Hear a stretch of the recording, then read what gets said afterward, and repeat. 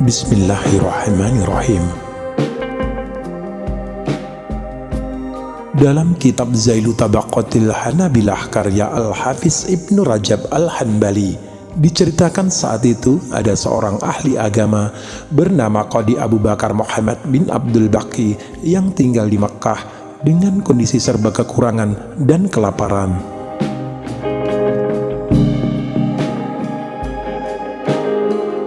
Pada suatu hari, ia menumpahkan sebuah kantong sutra nan indah yang terikat dengan tali sutra yang terlihat mahal.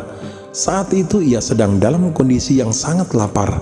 Ia tak memiliki apapun untuk mengisi perutnya. Dalam kondisi ekonomi yang serba kekurangan, kantong sutra tersebut ia rasa akan menjadi berkah baginya.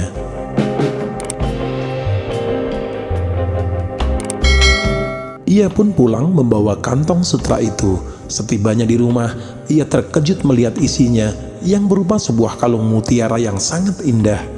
Ia belum pernah melihat perhiasan seindah itu. Dengan tersenyum lebar, ia merasa mendapat jalan untuk melawan kelaparan yang melandanya.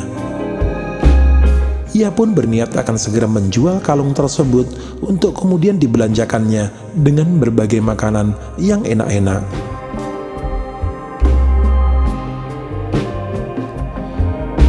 Tak lama berselang, ia kemudian mendengar bahwa ada seorang pria lanjut usia yang telah kehilangan sebuah kantong berisi kalung mutiara dan menawarkan hadiah sebanyak 500 dinar untuk orang yang menemukan dan menyerahkan kembali kantong tersebut kepadanya.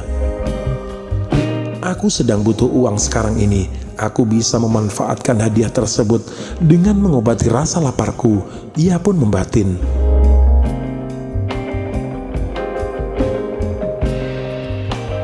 Qadi Abu Bakar Muhammad bin Abdul Baqi pun kemudian menemui lansia yang senang mencari kantong tersebut.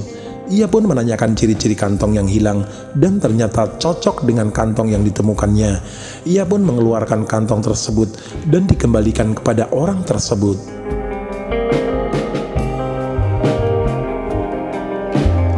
Saat akan menerima hadiah sebesar 500 dinar sesuai yang sudah dijanjikan, imannya pun diuji. Akhirnya ia mantap untuk tetap menolak upah hadiah tersebut meski merasakan lapar yang sangat melilit perutnya.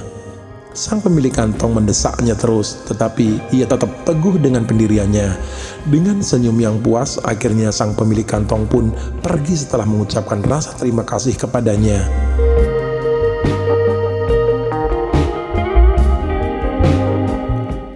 Lama berselang sejak peristiwa tersebut, Qadi pun kemudian meninggalkan Mekkah, pergi merantau mengarungi lautan.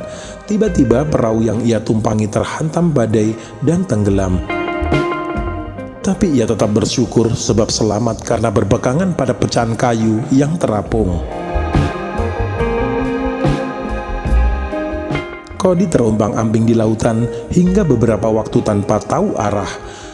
Pada akhirnya ia terdampar di sebuah pulau makmur yang penduduknya kemudian beramai-ramai menolongnya. Setelah sadar dan kondisinya mulai sehat, ia pun singgah di sebuah masjid. Ia kemudian membaca ayat-ayat Al-Quran di sana.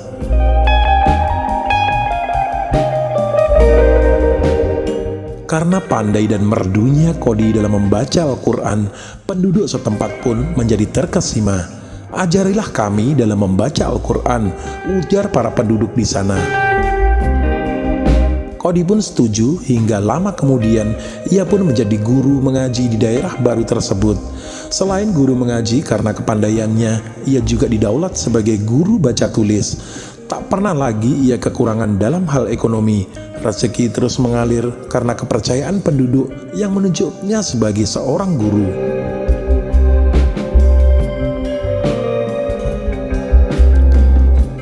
Satu lagi rezeki yang mengejutkan menghampiri dirinya.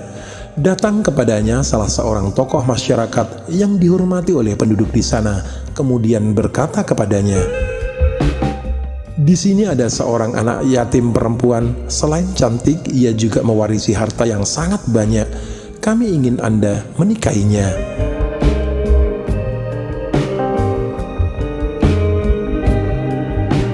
Qadi menolak dengan halus tawaran tersebut. Meski masih bujangan, ia tak mengendakinya. Namun penduduk di daerah tersebut tidak menyerah. Mereka terus membujuk dan memaksanya untuk menikahi perempuan cantik tersebut.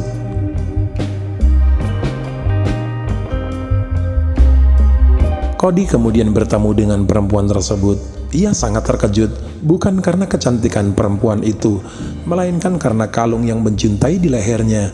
Ia ingat benar kalung tersebut adalah yang pernah ia temukan saat masih tinggal di Mekah dulu.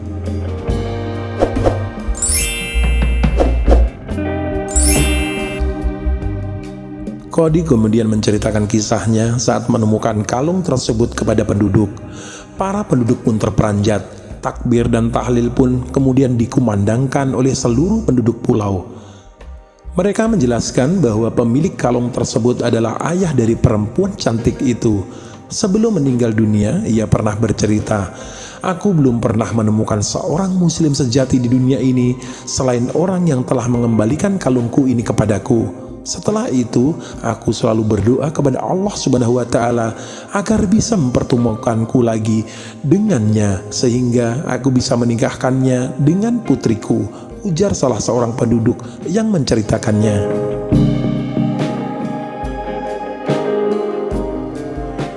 Rasa syukur terus dipanjatkan dan tak henti-hentinya oleh Cody. Ia tak menyangka satu kebaikan yang pernah dilakukannya dulu dibalas dengan nikmat yang begitu besar oleh Allah Subhanahu wa Ta'ala. Ia kemudian menikahi perempuan tersebut, hidup di pulau, melanjutkan menjadi guru, dan dia tidak pernah lagi mengalami kekurangan ekonomi. Ia kemudian dikaruniai 2 orang anak. Setelah ia lanjut usia, kalung tersebut harganya telah menjadi 100.000 dinar.